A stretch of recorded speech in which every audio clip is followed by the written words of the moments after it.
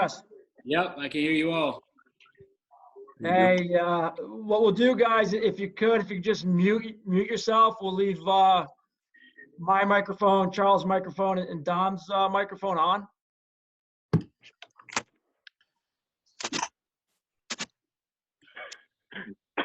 King Simba. Yeah, exactly. I was gonna go there already. Yeah, Dom, I love the King Simba. Is that a is that a shot at the younger brother already?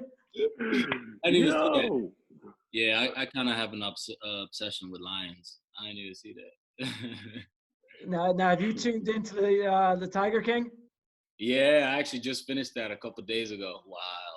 I'm a couple episodes in. It's crazy. It's crazy TV. Oh yeah. But sure. Hey, Dom, thanks for joining us, man. Especially, I mean, obviously it's unprecedented times. Right. Pretty special opportunity for you and your brother to come together, though, and be able to spend some time with each other. Mm-hmm. Yeah, it's been a while since I've seen him, actually. I think almost a year or so. So it's nice to be able to spend this much time together. Yeah, definitely. And I was able just to read some of your article that was published on the New England Soccer Journal probably about a month and a half ago. Okay. I was hoping you could tell the guys just a little bit about your journey from home to attending high school here in the States to BU to playing in the MLS. Yeah. So born in Dakar, Senegal. Left Senegal at the age of 6. Moved to Tanzania after that. 5 years in Tanzania, and then after those 5 years, moved to Zimbabwe for another 5 years. The reason we moved so much was because of my dad's job. French teacher. He's retired now, but every 5 years he'd get posted in a different country. And so started off in Senegal, went to Tanzania, Zimbabwe. After Zimbabwe was kind of when I went my own way. Charlie, he stayed in Zimbabwe, but I, at that point in my life, wanted a little bit more out of soccer.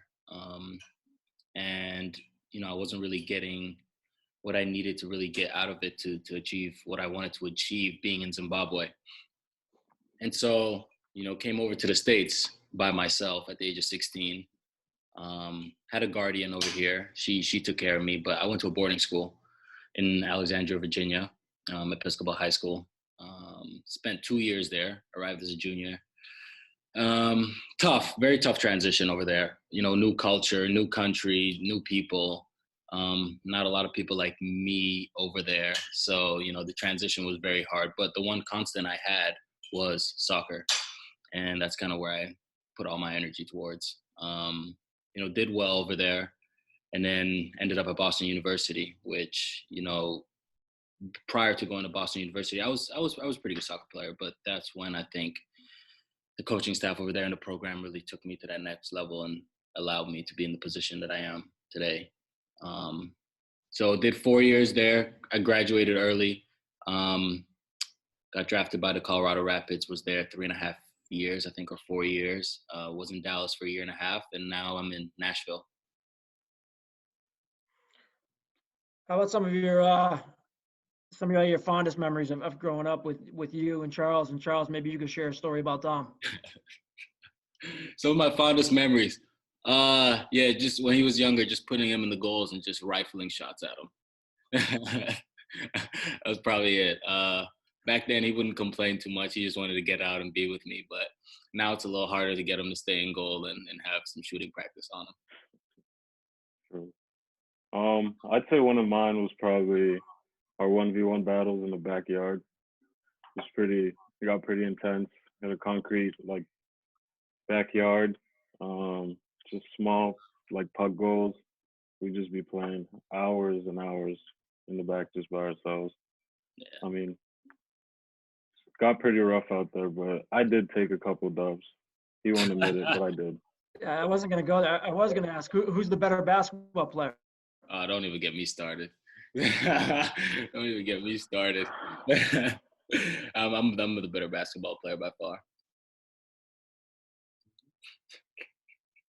Charles? I disagree. I disagree.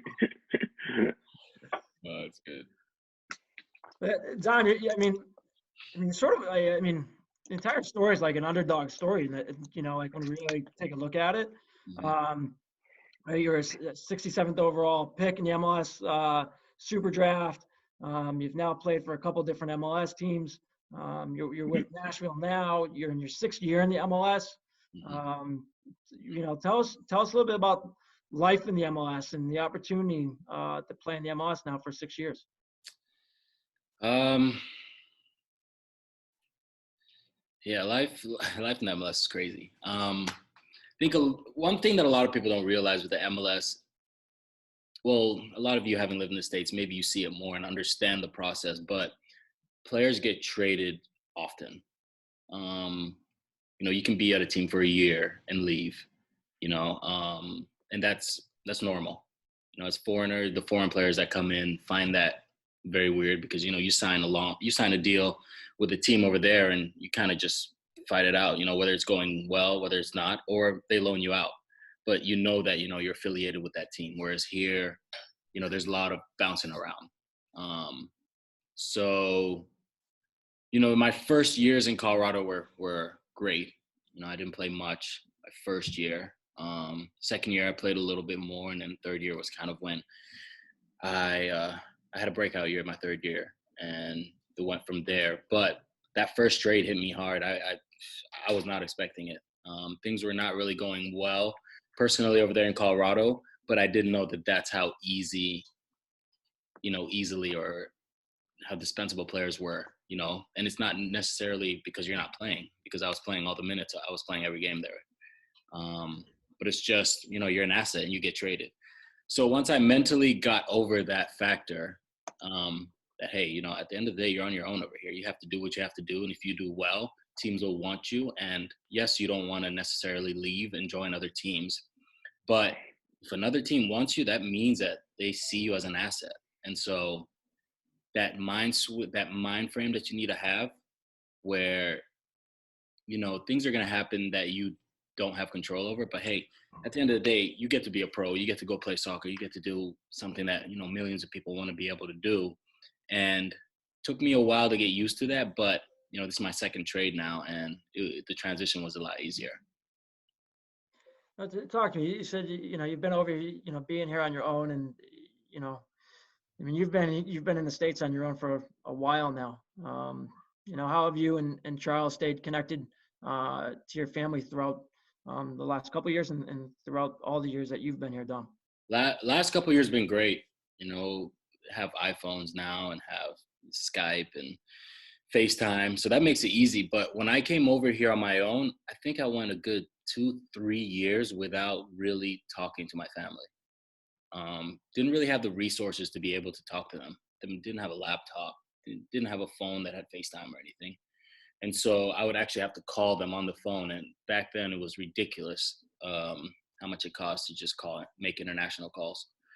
And so I talked to them here and there. It would be normal for me to go 3 months without talking to my family. And so that was a very hard transition because you go from having such a close-knit family to, not seeing them every day, not being able to talk to them every day, being thrown into a whole different culture. That was hard. But, fortunately now we're both in positions where we can just pick up the phone and call our parents and talk to them, whether it's 2 minutes or have a whole long conversation.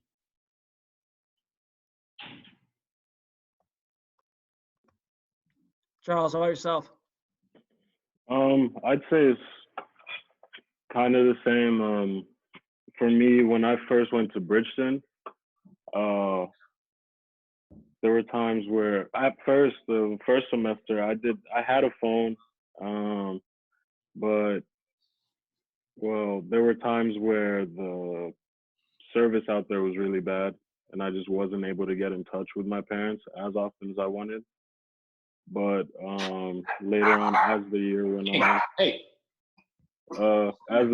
on, I got a new phone, new service, and was able to call them more often, more frequently, and they were really happy with just it could be a 2-minute call, just a little update, like keeping them updated. They were really happy with that, and I was able to connect with them a lot more. And I mean, now it's only gotten better. We video call, Skype call, just keep each other in the loop. Dom, how has COVID-19 really impacted your day-to-day schedule? And what resources are you and your teammates using to stay connected? Just in terms of playing and trying to stay fit and trying to stay match fit, because your season had just gotten underway. Right. Yeah, it's crazy the times we're in right now. It's had an impact on everybody.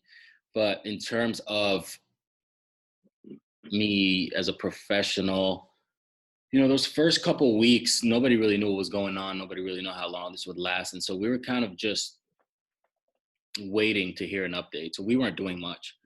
Now, once these restrictions started being put in place, teams gave us bikes, they gave us dumbbells, they kind of gave us everything, stationary bikes. They kind of gave us everything we need to be able to stay fit at home. On top of that,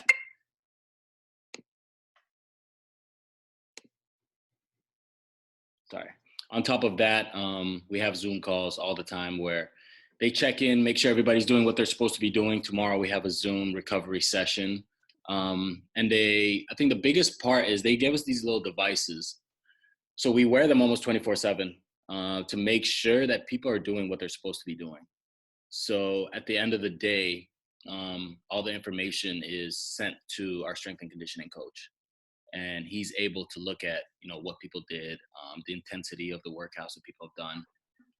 And so he correlates that to the program that he gave us, just to hold players accountable. You would think as a professional, a lot of people would do what they're supposed to be doing at a time like this. But, a lot of people are seeing this as free time. And so they're not really doing much. They'd rather sit back and just relax and just wait for that call when the season will get back started and start the work there. But they want us to really get ready now so we can hit the ground rolling when this is all said and done. Now, is Nashville providing meals for you and food for you? Are you going out and shopping on your own, or? I'm shopping on my own. Fortunately, I have my girlfriend here who's able to cook for me and Charles. But they have a meal service in case we need meals, or a lot of players here don't have their whole family here. A lot of players can't cook, and so they have a meal delivery service in case anybody wants it. Charles, how's the cooking? Excellent. Been good every night. What's been your favorite dish so far? Oh, probably like this pasta with lemon and shrimp. I don't know what it's called, but it's really good. And the chicken parm. Chicken parm is really good too. His girlfriend makes a really good chicken parm. Dom, living with Charles now, have you learned anything new about him? He loves Fortnite. I'm not really big into video games like that, but man, this dude, he'll be on Fortnite with all his boys with his headset, and he could do that for hours. Yeah, I'm not big into that, but he'll just chill on the couch all day. If he could all day, I have to tell him to get up and get work done, or let's go work out, or get him up to get out instead of just chilling here with all his boys. Well, Dom, I'm relying on you to make sure that he's ready for August 18th. Hey, I'll get him ready. I'll get him real good. That's a big day for him, and he knows that. Yep. Charles, what about you? Have you learned anything new about Dom, living with him? Very nosy. Very nosy. Yeah. That's the biggest thing. Nah, I just gotta I pop into his room here and there just to make sure he's not slacking. He's on top of his schoolwork when he's saying he's actually working.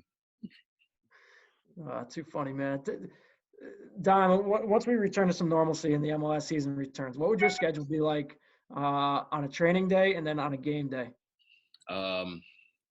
Training days, we're usually in by 8.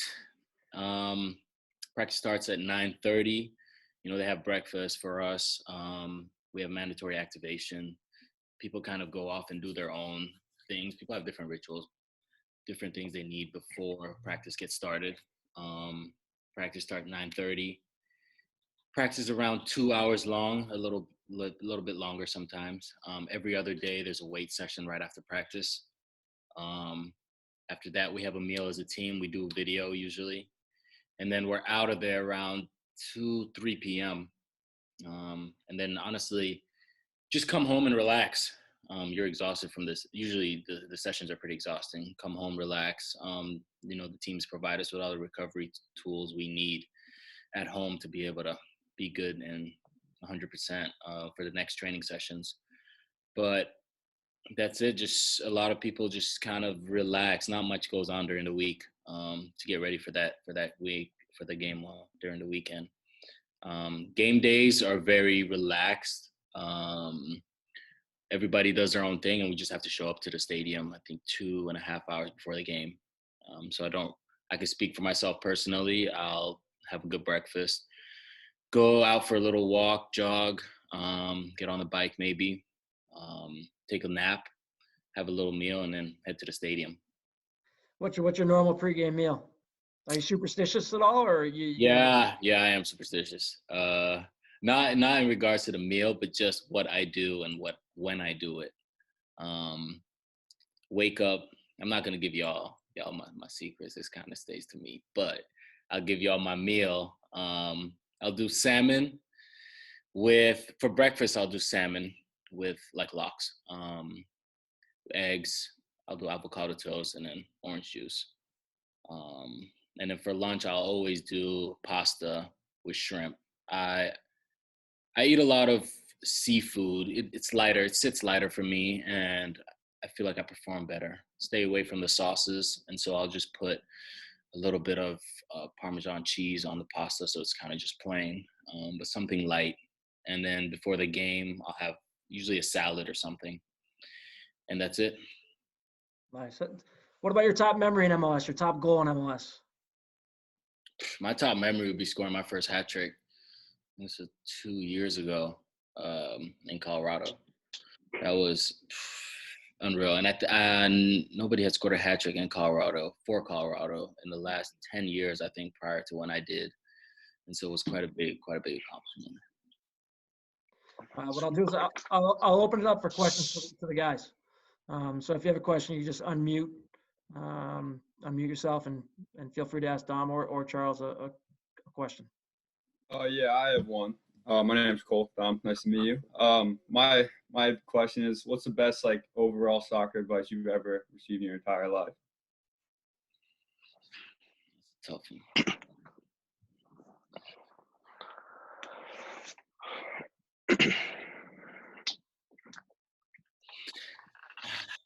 I'd have to go back to my time in Boston University. The head coach at the time, Neil Roberts, he had told me, so I had a really good rookie season, my freshman season. I was rookie of the year then. And, after that year, going back home to Senegal for the summer, I didn't do anything. I just went home, just had time of my life, came back unfit. And my sophomore year, I really struggled. Due to that, it was just a snowball effect. But I remember Neil pulling me aside halfway through the season. I wasn't playing much, wasn't playing well. And he just emphasized how important the moment I was in was. The fact that I'm in university, to begin with, period. A lot of people don't get to have that opportunity to be where I am, to be able to play soccer. It's a privilege, and I think sometimes you lose sight of that. And so he kind of humbled me by repeating the fact that we're all in a very blessed situation. We get to do what we love in university and have an education. And I think sometimes we lose sight of that, and we lose sight of the fact that not everybody's life is like this. Yes, it's hard. We all have our challenges, but at the end of the day, we get to play soccer. We get to play soccer. We get to go to school. Not a lot of people have that. People have to actually go out and start working at a young age and have to provide for their families, and they're dealing with their own problems. But at the end of the day, I think if we step back and really look at the situation we're in, we need to really realize how blessed we are and make the most of it. Thank you. That was a great answer. I got one for you. I'm Matt. Nice to meet you. Thanks for getting on the call with us. So my question would be, what's one thing that like professional athletes find difficult, but people assume would be easy? So what's your take on that? Difficult. Man, I'm telling you, one of the hardest things with this profession is making friends, making good friends. You have teammates, and yes, you guys are great. You guys are close. It feels like you guys are close in the locker room. But outside of it, people have their own lives. People have families. People have different friends, and so it doesn't, because you guys are close in the locker room, doesn't necessarily correlate into real life outside of the locker room. And I think a lot of people think that, okay, you guys are on a team, everybody's close. But man, the professional sports, there's so many egos and people with different agendas that you'd be surprised the amount of people within a team who aren't really that close. And I think from the outside looking in, you wouldn't necessarily think that, but man, I've been around so many egos. It's crazy to see how diverse and split the locker rooms get. Would you say that's a change from your time at Boston to when you moved to the MLS? Yeah. Boston college, everybody's there. Everybody, man, I wish I could go back to my years in college and really, I don't think I made the most of them because I just wasn't comfortable enough coming out of my shell to make friends. Whereas I think that was a time when everybody genuinely was on the same page about, soccer and school, and everybody liked each other for the most part at Boston University, which is something that I haven't seen in the last six years. Cool. Thank you.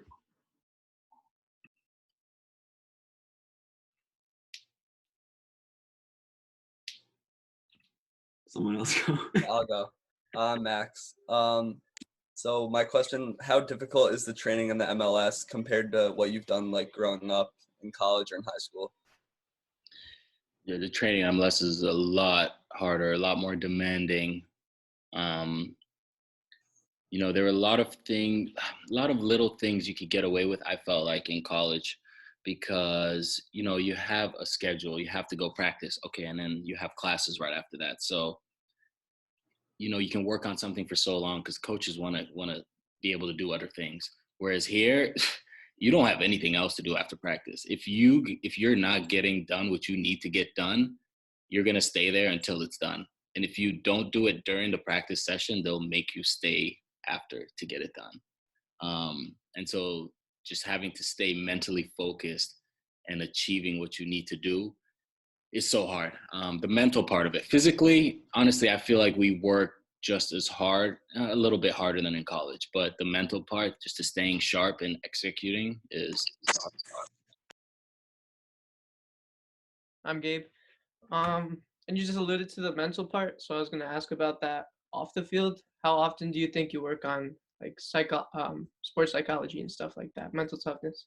Yeah, personally, three times a week. All the teams, and this has been, as of I say the last 2-3 years, teams have started to really understand how important the mental aspect of the game is, and they have psychologists that come in and talk to all the players and sit down, mandatory once a week, just see how things are going, get anything off your chest. But I've developed a really good relationship with one that I had in Colorado that, yes, we talk about soccer and that's important, but just life in general kind of keeps you grounded, to be able to talk to somebody who's, you can see it as their job to try and kind of direct you and kind of maybe help you express your feelings or just to talk to somebody. But I think it's a very important aspect of the game that a lot of people are starting to realize how important it is. This is Jamie. I just wanted to kind of bunny hop off of what Gabe said and ask, what do you do in order to cope with like the pressure and expectations some people might have for you as like the number 9 and the starter in an expansion team like in Nashville? How do I cope with that? I'm a very self-motivated person, and I don't necessarily need, for something to go bad for me or for somebody to tell me that I'm not doing well, for me to understand that I'm not doing well. I'm very critical of myself. And so that's what I've had. That's the way I've been since I've been in the league. And so that's the pressure I put on myself. Yes, it's easy. Like, man, I'm telling you guys, social media is crazy. Being a pro athlete, as I'm sure you guys know, but just social media, fans, sometimes your own teammates, that can get overwhelming. But the way I've coped with it and I've been able to deal with it, and I think that's been pretty successful for me. One, psychiatrist, that helps a lot. Two, just being able to motivate yourself, being able to speak to yourself, and because you're the one that knows what gets you going. And, people will shout at you. People will tell you did this wrong. Okay. Some people are hard on themselves and that's how they deal with it. And other people, need words of reassurance. And so that's how they talk to themselves. And so I kind of get in my own bubble where I know when I've done wrong or bad, and I know what needs to be done. And so I can just kind of talk to myself to fix any problems I'm going through. I'll go next. Hey, I'm Phil. Thank you for doing this. Quick question I actually have two questions. One is just more position related. As a forward, how selfish would you describe yourself? And then the other one, best atmosphere you've played in. So the first one, I'd consider myself not selfish. And I think that's been a big issue in my career, because a lot of the best attacking coaches I've had, as a number 9, you need to be selfish. It's a position where, okay, you need to make the right play when it's there. But when you're in the box and you see an opportunity to get the ball on the frame or in goal, you need to do it.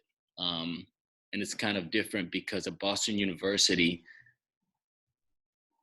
the culture was very, very different over there. I played many different positions, but the coach was all about, okay, great, you shot, you scored. Okay, but this is the right play. It was about making the right play. Whereas here, as a number 9, you have to score goals. You have to do whatever you can to score goals. People don't care.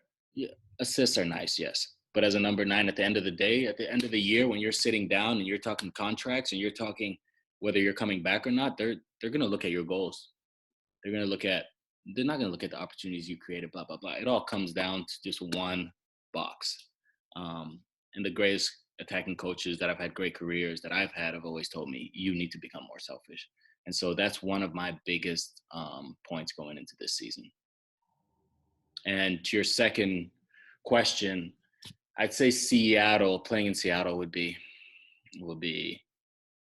the craziest atmosphere I've been in. I remember my rookie year going over there, and it's something I've never played under. But the opening game over here, and I think we had 60-something thousand people too in Nashville, and it was surreal. I've never been at a home game where I've had that. I've had those away atmospheres, but it was nice to have that at home.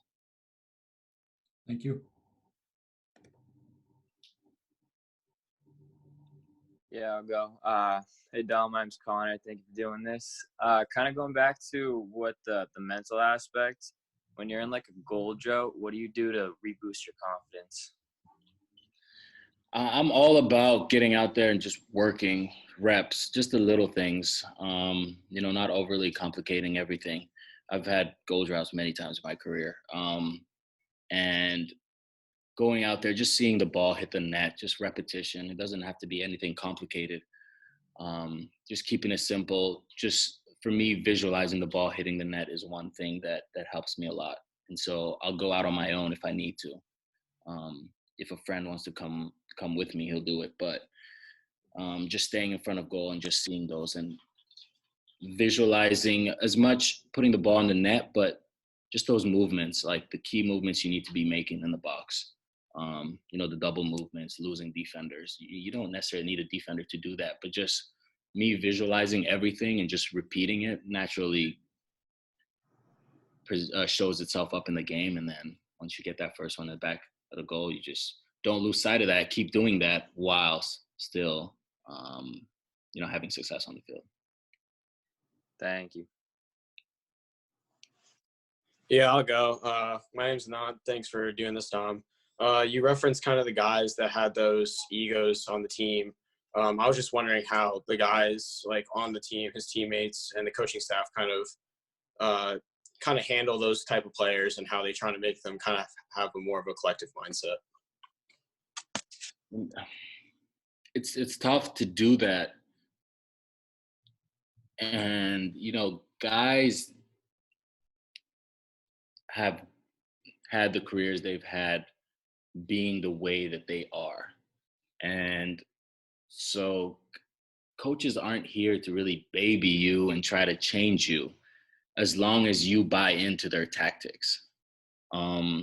Yes, it's frustrating, but a lot of the times the guys with the egos, the bigger players that have had great careers overseas and are coming over here, and it's kind of hard to break through to them. Especially if they're having success doing things the way they've been doing it. And so for a coaching staff, again, they're not here to baby you and try to make you fit, the locker room, blah, blah, blah. As long as everything happens on the field that needs to, off the field, it's more, I'd say, the captain's job. The captains try and get the guys involved in, whatever you're doing, try to get the team chemistry up a little bit. But in terms of on the field, you just need to execute what the coach is doing. He doesn't really have time to be making sure everybody's happy and kumbaya in the locker room. Hey, Dom, this is Joe. Thanks for taking the time to talk with us. Just to kind of build off of that, you said that sometimes the guys struggle with like personal relationships off the field. Like, what are some things that you guys do to make sure that you maintain that professional relationship when you're on the pitch together, like to not let the personal side affect it, sort of thing? I'd say the majority of players are able to, flip that switch once they're in that practice environment. Because obviously people have a lot going on off the field, family, personal, and soccer is kind of an escape. And I'm sure it is for a lot of you guys too, to just get away from your problems, kind of get away from reality where you have, your 2-3 hours where you can kind of not necessarily be a different person, but those issues kind of take a back seat to just playing soccer. And so that hasn't really been an issue for anybody bringing their laundry onto the soccer field or into the locker room, because people, when they're there, are genuinely happy and want to be there. It's when that's all done with, and now they have to go back to reality, that you really see people's personalities.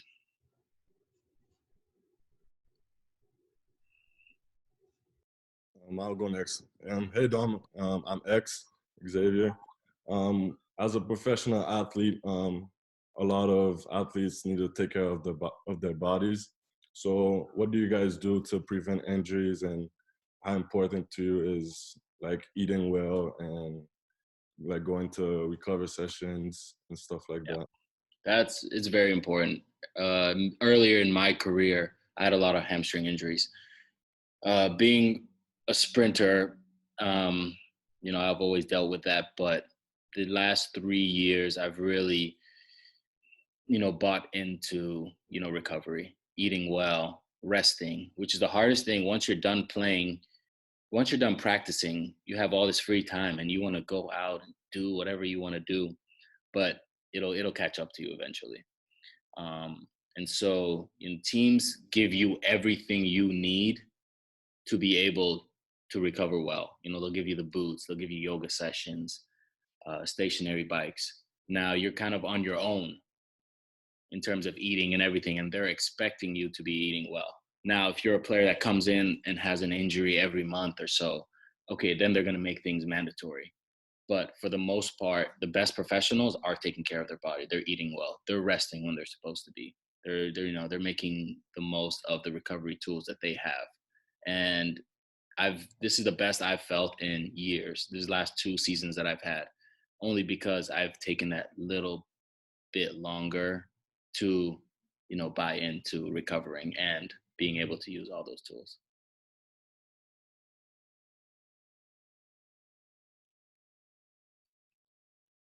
I'll go next. Hey Dom, I'm John. Nice to meet you, and thank you for speaking with us. So I was just wondering about like the off season and everything. How would you kind of describe it for at least a professional standpoint?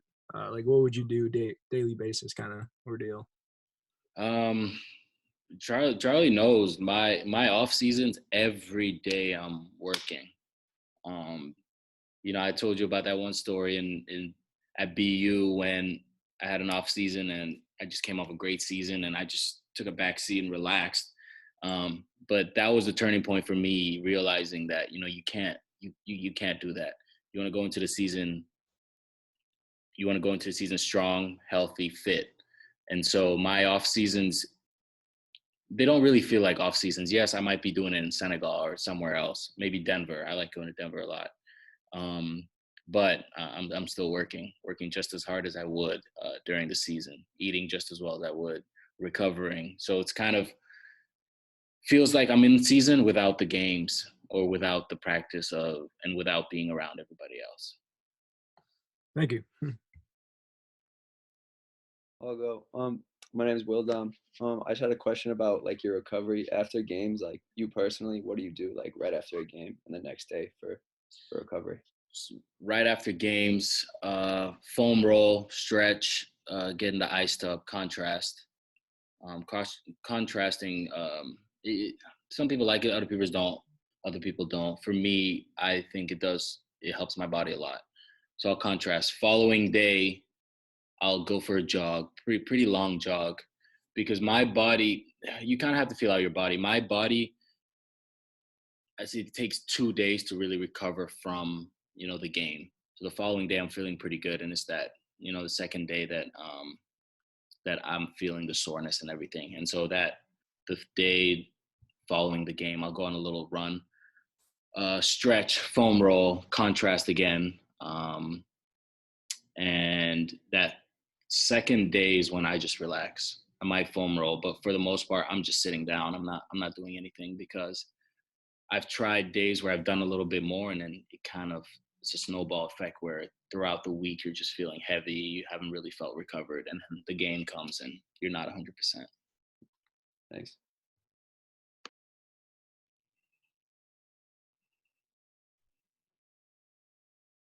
Yeah, I got one. I'm Jesse. Thanks for doing this.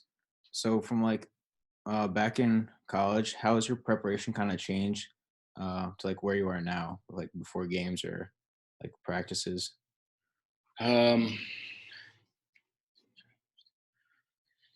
College, man, I'm telling you, college, it took me 3 years to really realize that having a routine and a schedule is important. I love Sour Patch Kids. I used to eat Sour Patch Kids before games. I used to drink Red Bull, and I could get away with it. It kind of hit me that third year in where my body was kind of deteriorating. And ever since then, especially my senior year of college was when I really incorporated having, the recovery tools that I needed. And my school honestly didn't have much. Yeah, we had foam rollers, and we had those vibrating plates. But besides that, that's all they had. And so, we'd make ice baths after games, after practices, in those like the deep trash cans that we have. We kind of did what we needed to do to keep our bodies healthy because we understood how important it was. Now, I wish I had done that earlier in my career, but it was just something that I happened to realize later on. And so once I started doing that, it kind of paid dividends towards, later on in the years.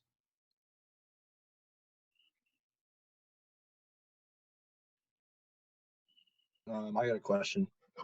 Steven, thanks again for doing this for us. Just a quick one. What would you say is like the small things that separate a lot of people? Say like even the guys that made it to the pros and the guys that didn't. Like, what are those small things that stand out to you? That extra practice. Everybody talks about it in college. Yeah, you need to work harder than your opponent. When you're relaxing, somebody else is working, blah, blah, blah. You think that those are all like just phrases that everybody says, but it's true. A lot of kids, I've seen kids come in the league 1 year, 2 years, and they're out. And they're not getting picked up by other teams. I've seen kids have okay careers, but it could have been much longer. Only because once people make it to the league, there's this, you're proud of yourself, you're happy, and that's where it stops. But you can tell the kids that come in and want to work and want to get better are the kids that, have themselves careers, are actually playing games. Because a lot of people get drafted and you don't hear about them because they don't play games. They're kind of just there, but they haven't had an impact. And so, rookies that come in that want to work, that want to stay after practice. And if I need finishing practice, that want to cross balls for me, that want to do more crossing. If they're a forward that wants to do more finishing. It's little things like that. And coaches see it. And I think it's kind of cliche because you hear it all the time, but coaches see it and it makes a big impact when it comes down to, picking a roster or who you can depend on when times are tough. Hi, I'm Camden. I'll go next. Thanks for doing this for us. You mentioned like doing extra work, like especially in the off season, like what's your go-to workout, whether it be like sprints or like a longer run or bike? Yeah, I'm not a huge fan of long distance running. That's always been my Achilles heel, but I'll do, especially in Denver with the altitude, I like working out there. My girlfriend lives out there. And so for most of the off season, I'm over there. So altitude training is great for me, and coming at the end of the off season, coming down to these levels it makes it so much easier. So I'll do a lot of like 3 mile, 4 mile runs. That'll be it for me. But I work out with a strength and conditioning coach at Denver University, actually, who was my strength and conditioning coach at Boston University. And we do a lot of high intensity interval training. And that's just what works best for my body, what I get the most out of. And I felt that going into seasons when I've done that, it's been good. And so we'll do that every day. And then we'll do a lift, upper body, flip-flop upper body, lower body lifts. I had just another question. So when you were at Boston, how do you think, compared to now, because you guys are just getting your season going, what do you think the differences were between the preseason in college and then your preseason at Nashville?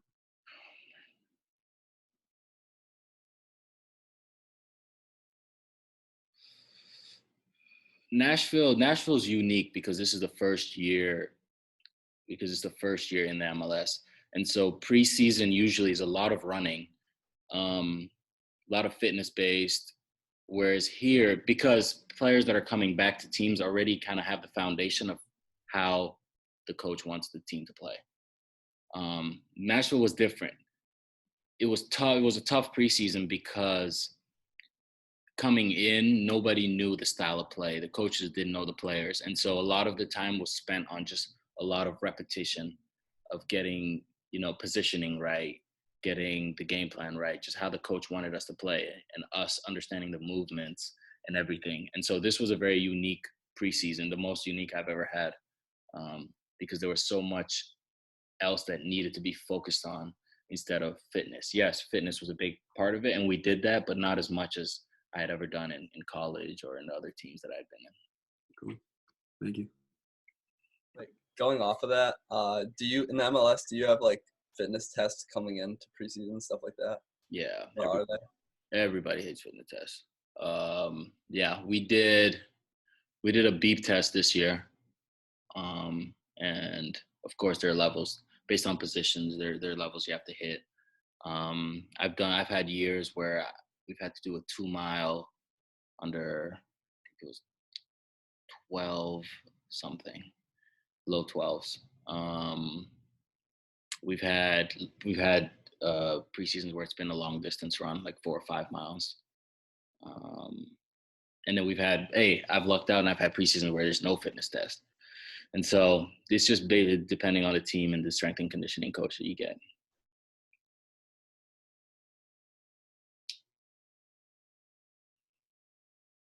I have another one too.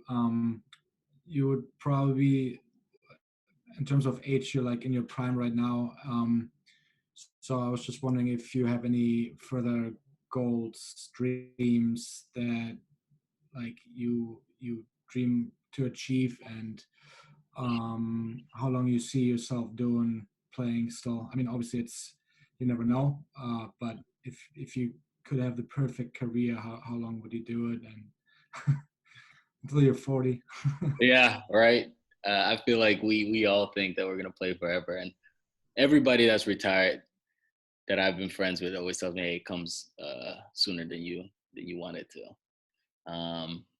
So it's a hard question in terms of, you know, how long I would want to play for. I mean, I'd honestly want to say I'd want to play until I'd say my body can't handle it anymore. I don't know when that'll be. Hopefully later. But when I'm not able to go out there and perform and really have an impact on the field, I think that's when it'll be done. And what was the first question? Just if you have any goals or dreams that. Yeah, I wanna represent my country. I wanna represent Senegal. That's been a goal of mine for a while. I've had moments where, you know, that seemed realistic, but politics over there are crazy. And the MLS isn't really a respected league around the world. And that's still, you know, the mind frame people are in, especially in Senegal. And so bringing in a kid from in the MLS who, hey, he might have scored more goals than somebody else that's in Europe, but hey, they're in a Division I team in France, Germany, you know, so it's hard. But I'd say that's at the top of my goals. And this year, be the leading goal scorer. I think as a number 9, you want to be the leading goal scorer every year. And so that's up there too with, you know, wearing my country's colors at some point. I got another one. How do you think the MLS can get that sort of like recognition around the world? That's a tough one because it doesn't help when all these, you know, players that have had huge careers overseas come over here and kind of, I'm sure y'all have heard people referring to the MLS as a retirement league. It doesn't help when those players come over here at an older age or towards the end of their career, but at the same time, it does help because it gives the league exposure.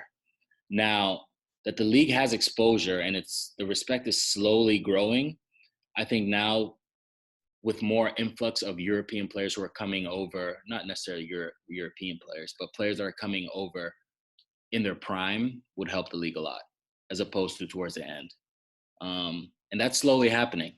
You know, there are a lot of players in this league that are coming in when they're very good and then going on back to Europe or going on to bigger teams back in Europe. And a lot of, you know, teams that are from players that are from Latin America that are coming up doing really well here and then going to Europe. And so, yes, you don't want the players coming in here to retire, but having a player with a big name definitely helps in terms of exposure in the league.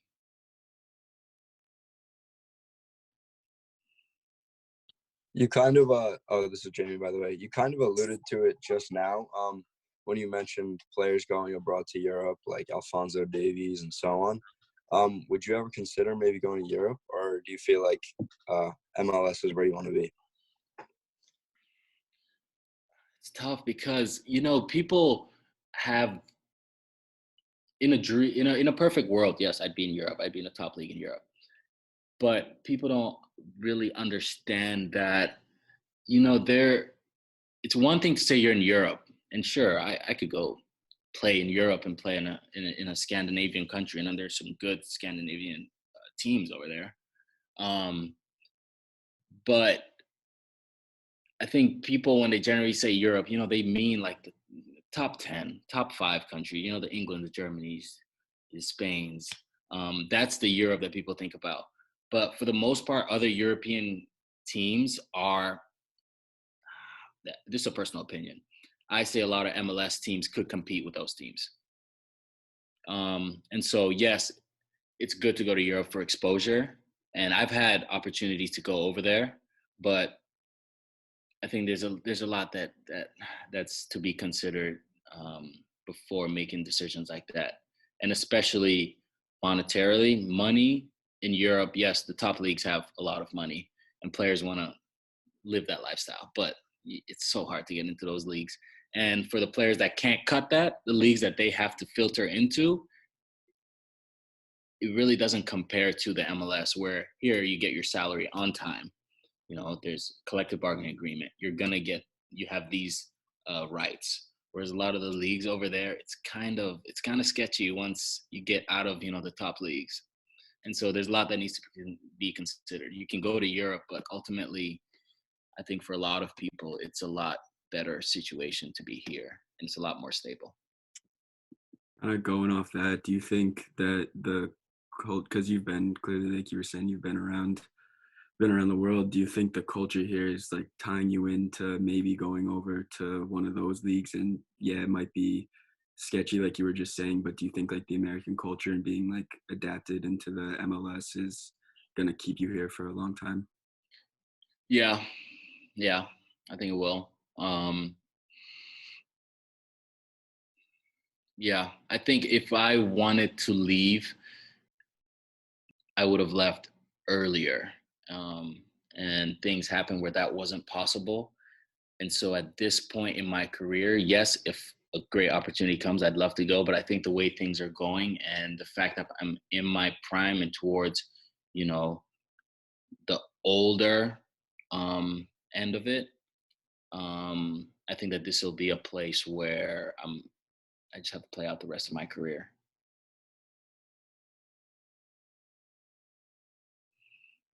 Don, this has been awesome, man. Any last piece of advice for these guys as student athletes in college?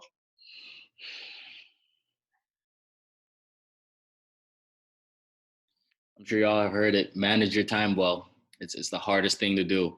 And, once you can get it down in college, when you guys have all this stuff going on and all these distractions, it makes the real world, once you're kind of done from that college environment, a lot easier. The transition was hard for me because I didn't really take that part seriously in college. But if you can maintain that discipline within college, whatever you guys go into post-college, it's going to make that transition a lot easier for you guys. Nice. Well said, man. We had a lot of topics. I thought this was awesome. From our program, to Endicott, a huge thanks. We're really grateful that you took time out of your day to jump on a call and hang out with us for an hour. And thanks in many respects, for bringing us Charles. And we know Charles is ultimately here because of you and your family, and we've been pretty lucky and blessed to have him a part of our program the last couple of years, and we can't wait to see what his last 2 years look like in our program, and then ultimately as an alum. And but yeah, man, from all of us, really a heartfelt thank you, and best of luck as hopefully we return to some normalcy in the next month or 2 months. Yeah, we all hope so. Thank you guys all taking Charlie as part of the family over there. I can tell he has great things to say about all the players and the coaching staff, and he really feels at home there, which is hard for somebody that is from Africa and is kind of isolated from your family and everything. So I'm glad and happy you guys have kind of taken care of this kid. Well, just so you know, you always have a free ticket to one of our home games at Endicott, and you're more than welcome to come and join us in the locker room after a victory, and we hope to see you on our campus in the next 2 years. Yeah, for sure. I definitely want to get out there and see what life's like out there. All right, sounds good, man. Best of luck, and thanks again. All right, thank you very much. Thank you, guys. Thanks, Charles.